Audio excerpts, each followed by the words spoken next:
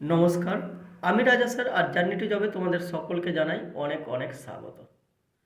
তো তোমরা দেখতেই পাচ্ছ আজকে আমার কাছে রয়েছে Nikhil Gupta's black book of railway general knowledge general science. তো এটা যারা রেলওয়ে এক্সামের জন্য প্রিপারেশন নিচ্ছ, সামনে রেলওয়ের বিভিন্ন পরীক্ষাগুলোর জন্য, দেখো এএলপি টেকনিশিয়ান, আরপিএফ, জেই, এনটিপিসি, গ্রুপ ডি, এই ধরনের এক্সামগুলোর জন্য যারা প্রিপারেশান নিচ্ছ এবং যারা ভাবছো যে প্রিভিয়াস ইয়ারের কোশ্চেনগুলোর উপর যদি একটা বই হয় তো বেশ ভালো হয়, তো তাদের জন্য এটা একটা ভালো অপশান। এই বইটা, এই যে এই বইটা এরকম মোটা রয়েছে, ঠিক আছে? তো চলো দেখো, এই বইটাতে 15,000 কোশ্চেন আছে, সেটা ওয়ান লাইনার্স ফর্মে। আর এটা একটা ইংলিশ মিডিয়াম বুক, এটার হিন্দি মিডিয়ামও হয় মনে হয়, হয়। তো আমার কাছে ইংলিশ মিডিয়ামটাই আছে, তো চলো দেখো। আর আবারও বলছি, প্রত্যেক ভিডিওতে যাই বলি যে এটা একটা অনেস্ট রিভিউ হবে, এটা কোনো পেড রিভিউ না। আমার বইটা সম্বন্ধে যা ধারণা, ভালো খারাপ, সেটাই আমি তোমাদেরকে শেয়ার করব। এবং তোমরা যদি মনে করো যে এই বইটা নিবে তো তোমরা নিতে পারো তোমাদের মনে হলে। তো চলো দেখো।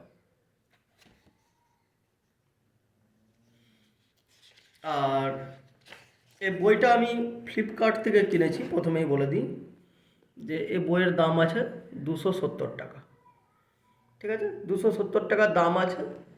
তখন ডিসকাউন্ট ছিল, আমি ওই 200 টাকাতে মনে হয় কিনেছি, 200 কি 200-র কিছু কমে। দেখো,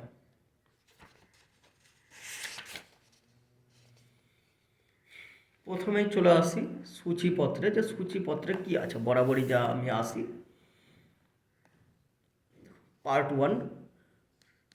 ওয়ানে রয়েছে টপ 500 মোস্ট রিপিটেড কোশ্চেন। এই যে মোস্ট রিপিটেড কোশ্চেনটা একটু দেখিয়ে দিই, তারপরে আবার আসছি সূচিপত্রে। দেখো, পার্ট 1-এর মোস্ট রিপিটেড কোশ্চেন, সেখানে কোশ্চেনগুলো এই যে #R16, #R11, এইভাবে যে কোন কোশ্চেনটা কতবার রিপিট হয়েছে সেটাই লেখা আছে হ্যাশট্যাগ দিয়ে, ঠিক আছে? এই যে এই কোশ্চেনটা 16বার রিপিট হয়েছে, এটা 11বার, এটা 11বার, এটা 9বার। তো এইভাবে 500টা মোস্ট রিপিটেড কোশ্চেন এখানে দেওয়া আছে, 500টা।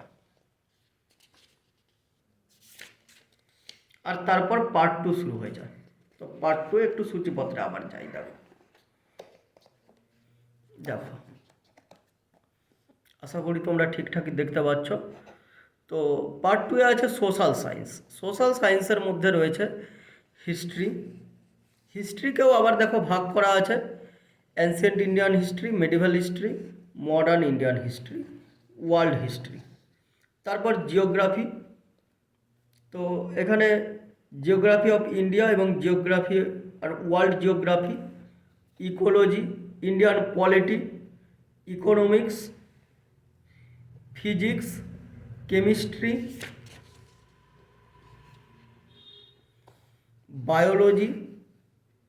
Biology, botany, computer. তারপর দেখো মিসলেনিয়াস টপিকস আছে, এই যে 21টা। তারপর রিসেন্ট এক্সাম কোশ্চেন্স পেপার। এবার আরও একটা জিনিস আছে, সেটা হচ্ছে কোন চ্যাপ্টার থেকে কতগুলো কোশ্চেন সেটাও লিখে দেওয়া আছে। তো আমি কয়েকটাই বলছি। দেখো, হিস্ট্রিতে দেখো টোটাল আছে 1786টা কোশ্চেন। তার মধ্যে অ্যানসিয়েন্ট হিস্ট্রিতে আছে, দেখো অ্যানসিয়েন্ট ইন্ডিয়ান হিস্ট্রি 277টা কোশ্চেন, মেডিভালে 207টা কোশ্চেন। তো এইভাবে দেখো জিওগ্রাফি অফ ইন্ডিয়া 1101টা কোশ্চেন, ইন্ডিয়ান পলিটি 1120টা কোশ্চেন, ফিজিক্স 1668টা কোশ্চেন, কেমিস্ট্রি 1645টা কোশ্চেন। তো এইভাবে কোনটাতে কতগুলো কোশ্চেন সেটাও দেওয়া আছে। আচ্ছা, এবার একটু বইটার ভিতরের দিকে যাই। দেখো, এই যে দেখো পার্ট 2-তে আসলাম, social science history. One liner হলেও বইটার একটা জিনিস যেটা আমাকে খুব ভালো লেগেছে, যে এ বইটাতে যেসব ওয়ান লাইনার, মানে এই বইটাতে তো কোশ্চেনগুলোকেই ওয়ান লাইনার হিসাবে দেওয়া আছে, প্রিভিয়াস কোশ্চেনগুলোকেই, কিন্তু যেসব কোশ্চেন ওয়ান লাইনার ফর্মে হবে না, মানে কোশ্চেন অ্যান্সারে হবে না, তার অপশান দরকার, সেখানে দেখো অপশানও দেওয়া আছে। অর্থাৎ দেখো আমি যেটা বলতে চাইছি, 1 নম্বর কোশ্চেনটা একটু ভালো করে দেখো, আমি দেখানোর চেষ্টা করছি। 1 নম্বর কোশ্চেনটা দেখো, এখানটাতে এমসিকিউ ফর্মে দেওয়া আছে, অপশান সহ দেওয়া আছে।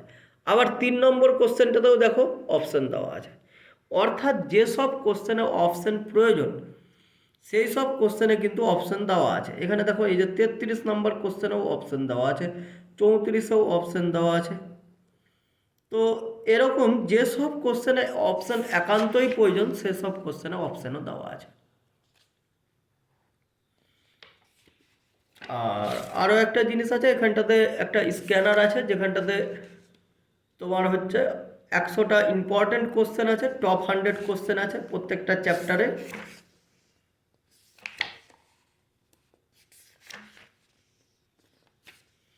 তো এই ছিল বইটা, এবং এর পেজ সংখ্যা আছে,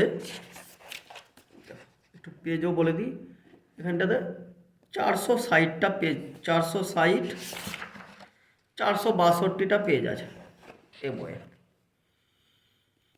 তো এই ছিল আজকের বুক রিভিউ, খুব বেশি সময় নিব না।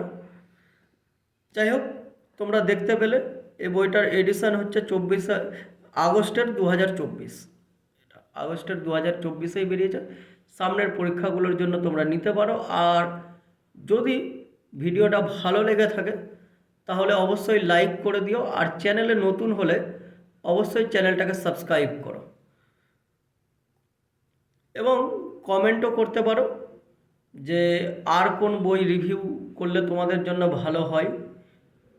ঠিক আছে, তো আমার কাছে যদি থাকে তো সে বইটাও তোমাদের কাছে বলবো যে সে বইটাও কেমন। ভালো থেকো, সুস্থ থেকো, দেখা হবে পরের ভিডিওতে।